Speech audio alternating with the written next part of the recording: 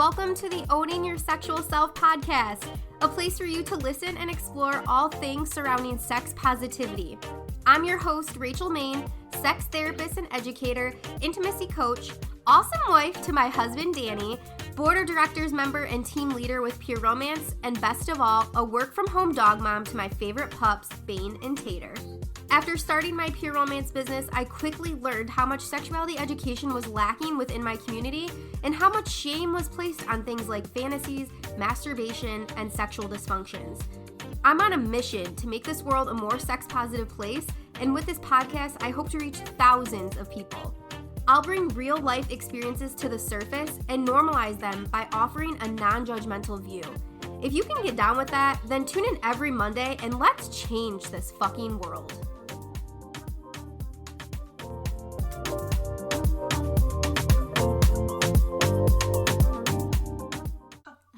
Okay, everyone, happy Monday! We are back, and I have a guest this week, which I'm super excited about. My friend Lauren is here, and as you saw by the title of this podcast, you know that we're going to be talking a little bit about a sore subject for most, a very frustrating time if you're someone that has ever experienced infertility. But I'm super duper excited to have her on and get to share her experience about her journey with infertility and what that was like for her as a female. So, hi, Lauren. Hi. I'm excited. First time on a podcast. Yeah. So Lauren and I met through Pure Romance. So we've known each other for over 5 years now, and I got to be with her along her journey of creating her little bundle of joy, who we now know as Dawson. Okay. Yeah. Dawson, yep. So that was a long journey, but yeah, whew, and we're fitting it into a 30-minute session tonight. So, all right. So tell us where it all started. Like how did you realize that? Okay, we're having sex, we're not getting pregnant. What's going on here? What was that like? Yeah. So shortly after getting married, we obviously were like, okay, let's see what happens. A year later, nothing was happening. And I was like, there's always this myth. Everybody says the longer you're on birth control, the longer it takes to get pregnant, which is a myth. That's not true. Birth control does not affect that. Once you take it out or stop taking it, it's out of your system.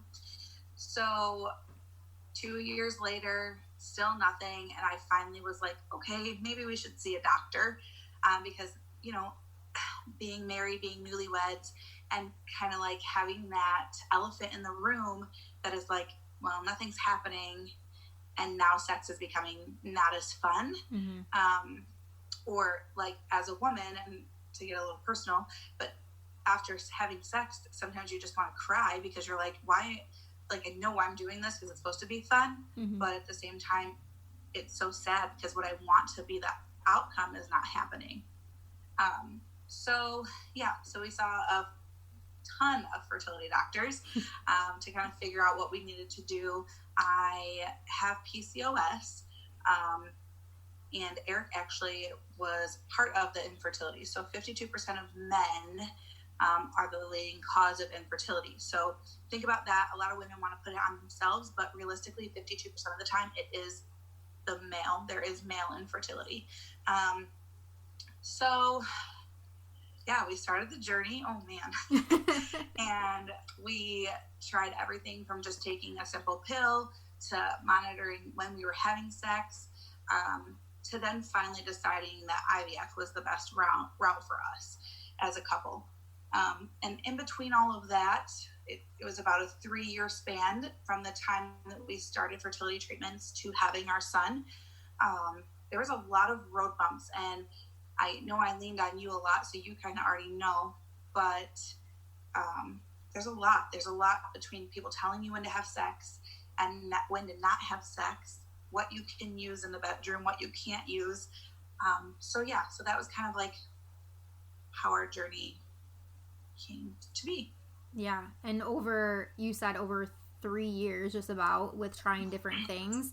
And so for you were talking about having having to have sex at a certain time or not at a certain time. So did it feel, because part of the reason why in the beginning you said that you were feeling like sex wasn't fun because it was almost like you were on a mission, right? Like it almost felt, I'm assuming that you were having sex for a purpose, right? To make a child, which I hear from a lot of people is like when you feel like you're doing it for a reason, not because you want to, that takes away that intimacy. So what was it like for, I guess, for the both of you, how did you get the schedule? Like, did you use a calendar? What tips do you have maybe for people out there experiencing the same? Yeah. So the first fertility doctor we saw gave us a calendar, basically, that you had to like check days off. But there are apps that you guys can use. I love paper. I'm a paper girl, but there are apps. If you look them up, there's a ton of free apps. You don't have to pay for something crazy. But just doing it the old-fashioned way of, knowing when you're ovulating. But for me, unfortunately, there's not really a way to track my ovulation because last year, 2 years ago, I actually only ovulated once. And it was literally the 1 month that we were not allowed to have sex. And they're like, oh, you ovulated this month. And I was like, awesome. So there's no way for me to track ovulation. If you have PCOS, probably already know that. So for those of you that don't know what that is, it's polycystic ovarian syndrome, which causes a ton of inflammation and prevents me from ovulating, causes a ton of irregular periods, things like that, and a lot of pain. So, yeah. Wow.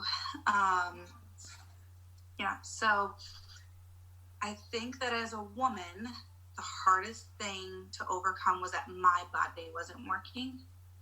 And that was one of the, I think, issues during, like, when we were done having sex, it would be, like, normally cuddles. And then you're like, well, my body's not working, and you're just mad at yourself. Mm-hmm. So it took a lot. It took a lot of friend pep talks. It took a lot of learning about mantras and making sure I had something on my wall that I could read every day and tell myself, so that I kept telling myself, I'm not broken. There is a solution. So, yeah. Yeah. So so you said this was about a 3-year journey, and how soon into it then did you decide to go with IVF? Oh, man. About a year and a half in, we decided IVF. We were kind of going between IVF and adoption, or IVF and nothing. Mm-hmm. So Eric and I finally just sat down and said, okay, what are we doing? I come from a family that has adopted before, so we know that route. We know how exhausting that route can be. And I had friends that have done IVF. So I also know how exhausting that route can be.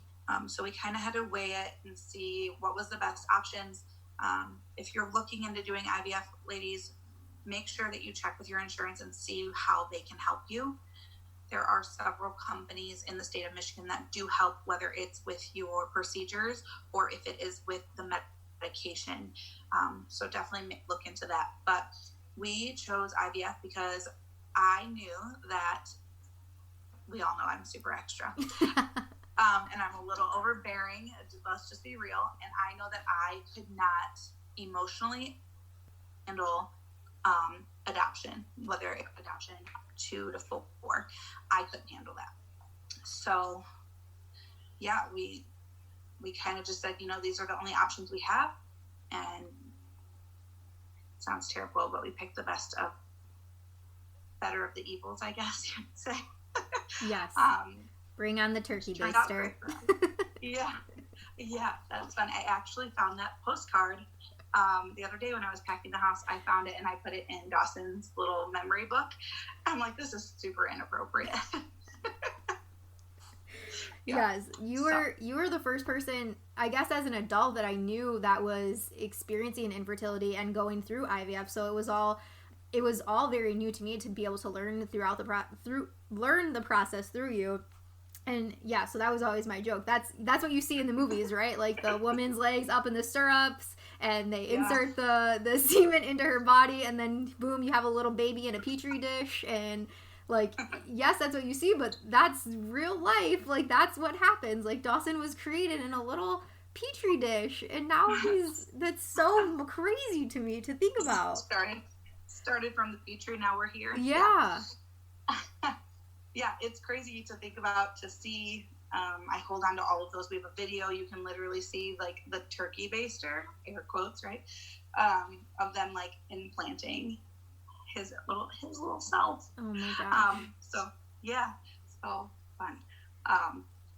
But I really want women to understand that this journey of infertility, whether you have unexplained infertility, PCOS, endometriosis, there's so many different reasons for infertility. I just want you to know that there is nothing wrong with you, and make sure that you are still giving yourself self-care and self-love, and also working on your relationship with your partner, because that's so important. When you go see these fertility doctors and they're trying to figure out what's going on, and they tell you not to have sex on certain days, you can't use certain lubricants. Here's a list of the few lubricants that you can use. Romance might have one. They taught your age. It's difficult. It's difficult, and it's hard not only for the woman, but imagine like a guy and they're like, okay, you guys have to go home and have sex in an hour.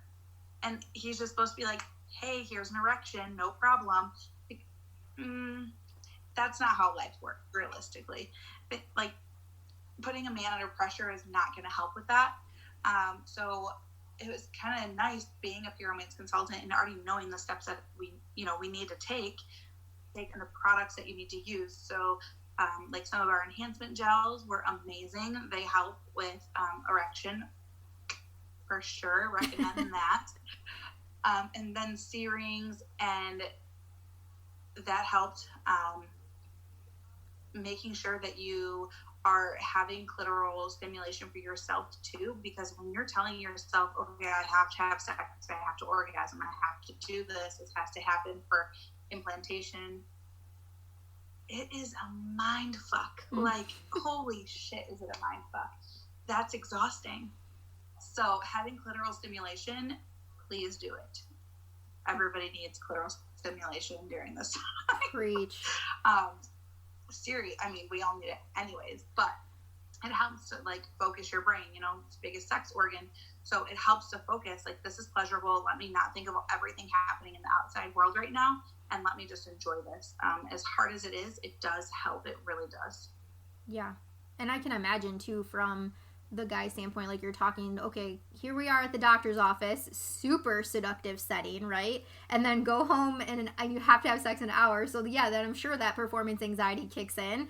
Plus, that's so much pressure. That's so much pressure for both of you. So then from your experience, you're trying to get in the mood because you still want this to be an enjoyable thing, but you're stressed the fuck out because you've been trying to have a baby for the last year and a half. Shit's not working correctly.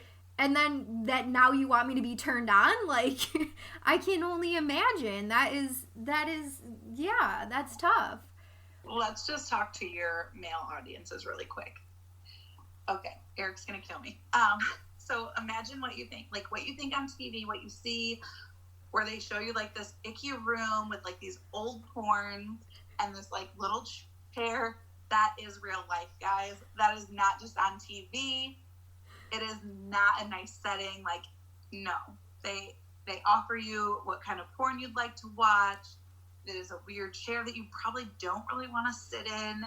It's awkward, okay? And the nurses you don't want to see your mom when you're walking into, like, the room to go put your sample into a cup. So, no, that is real life. That's what it looks like. Dang. Yeah.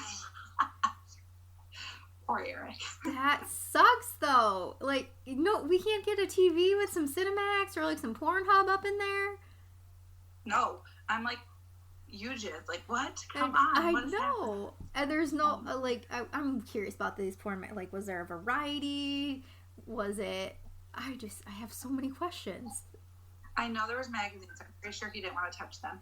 But were like a couple different, movie options. But every time you're sitting in the waiting room, from like the woman's aspect, right? You're sitting in the waiting room, like he's back doing his thing, and you look around and all these other women are like hiding their phones and texting. why else would they be there texting randomly and their man's not next to them? You're like, oh, there's some sexting happening for sure. That's what I was gonna say. Like, could you, like, on the elevator on up, could you give like a quick like flash of tits, or like maybe a quick BJ in the elevator? I don't know. Like, get some things working. For sure, no BJ's happening, because if there was any saliva, he would be in trouble. Oh shit! You can't use lotion. They can't use anything. Yeah, no, no saliva. They tell him, like, no spit, you know. So no BJ's, nothing cool happened. It was really just like me having to like text him dirty little things. Just dry masturbate. Oh my gosh. Yeah, and that was just for like, you know, one of 12 times that he had to give a sample. Oh my god. It's not just a one and done, guys. Oh my gosh.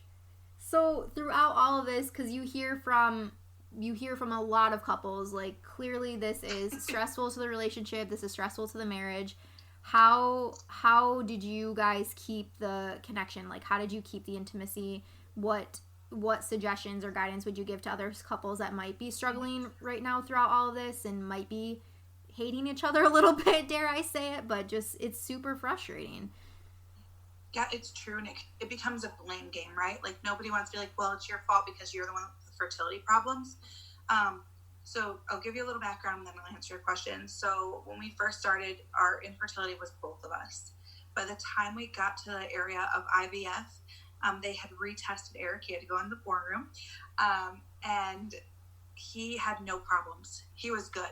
Like, the infertility on his side, we had fixed it with vitamins and different things. So it was just me, and that was difficult because now I'm the problem, rather it being both of us. So I think the biggest takeaway for me on all of this was realizing that intimacy does not just mean sex. So that was a big eye-opener for me. I'm a very sexual person. Like, Eric always makes jokes that, like, I always say I want more.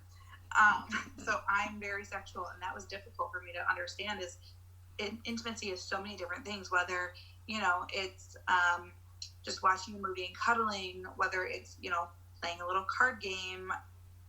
You just have to find the intimacy in other ways. So for us, we really loved our date days during the day. So when everybody else was working, we would sneak away to the movies on like a Tuesday. And that was our thing. Like, that was our time together, away from the public, away from our cell phones, away from anybody that knew anything about us.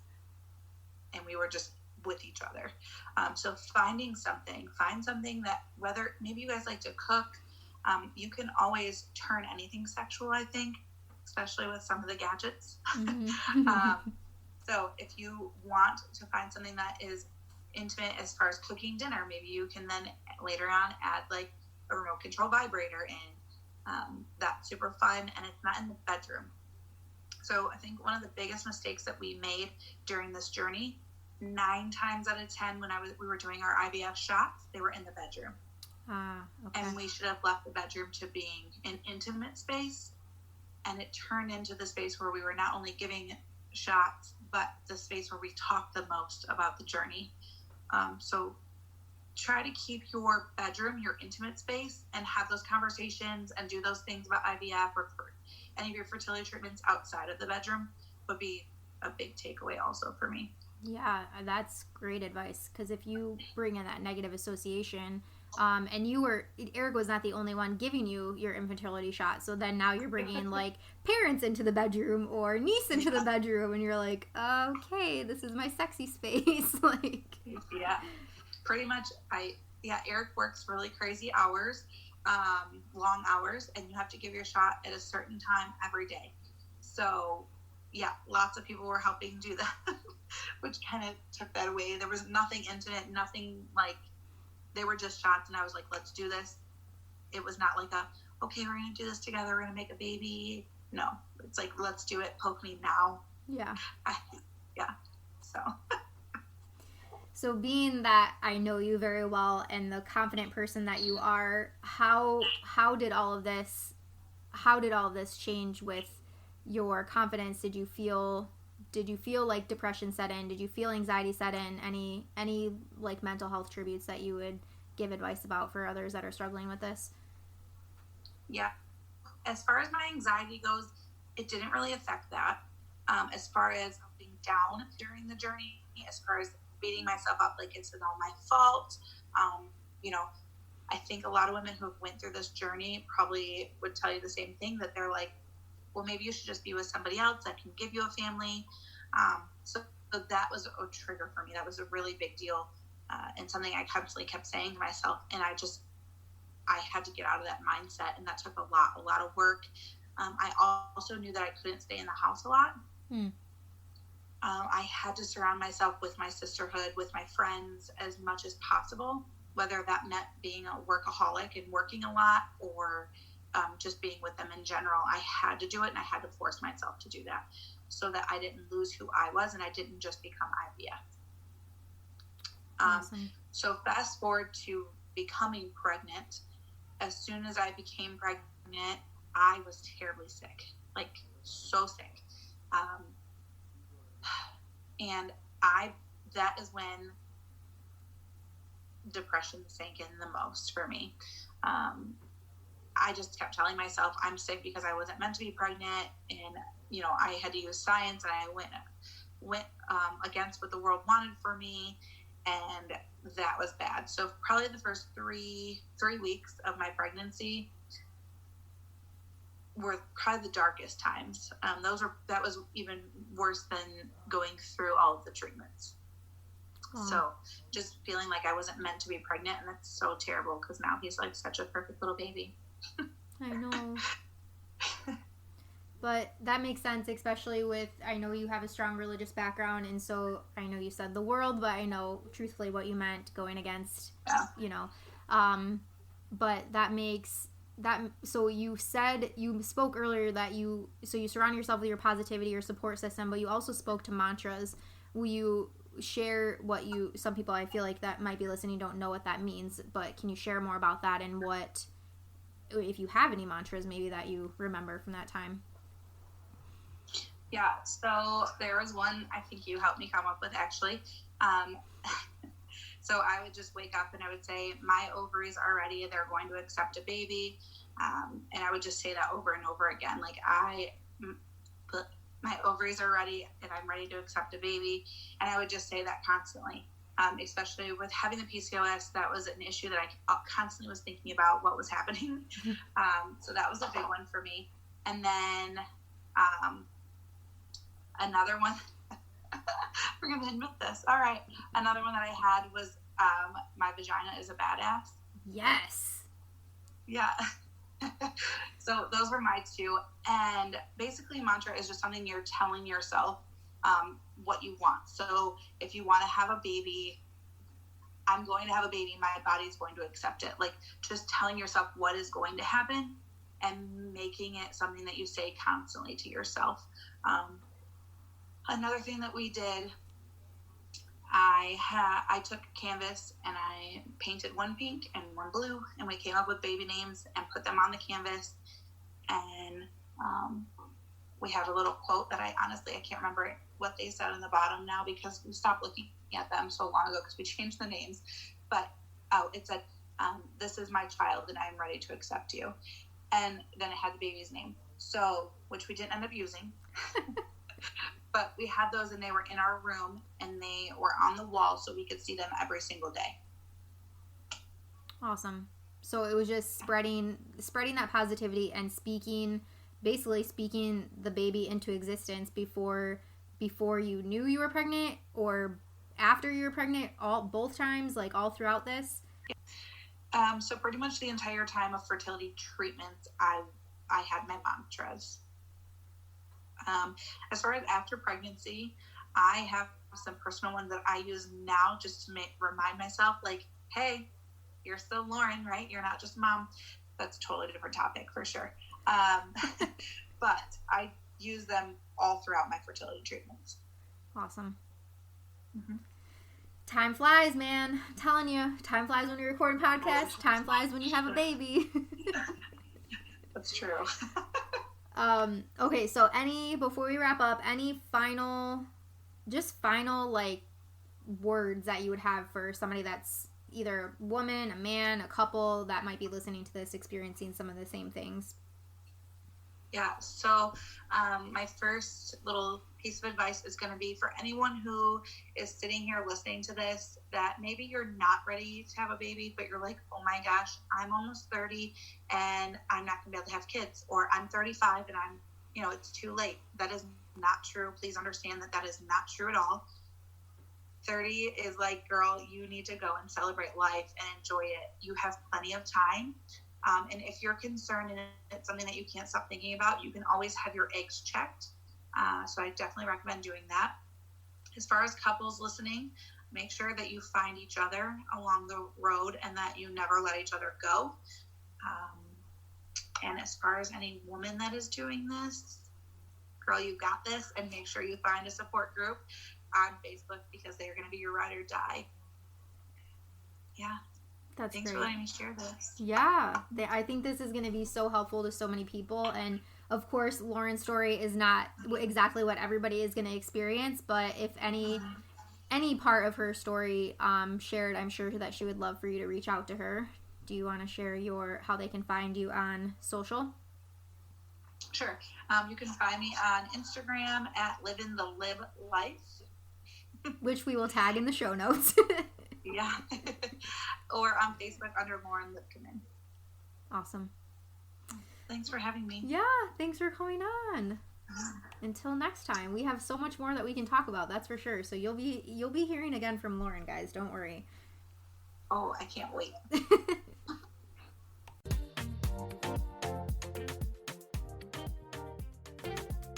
Thank you so much for listening today and helping me change the world by spreading sex positive awareness. If you love the show, please subscribe so you never miss an episode, and leave a review for others to see. If you want to see me on the daily, you can find me on Facebook and Instagram under Rachel Main, or check out my Linktree website in the show's bio for direct links to all my pages. You can also shop my Pure Romance store or become a Pure Romance business owner yourself by visiting pureromance.com/RachelUC. Thank you again so much. Until next week, go out there and own your sexual self.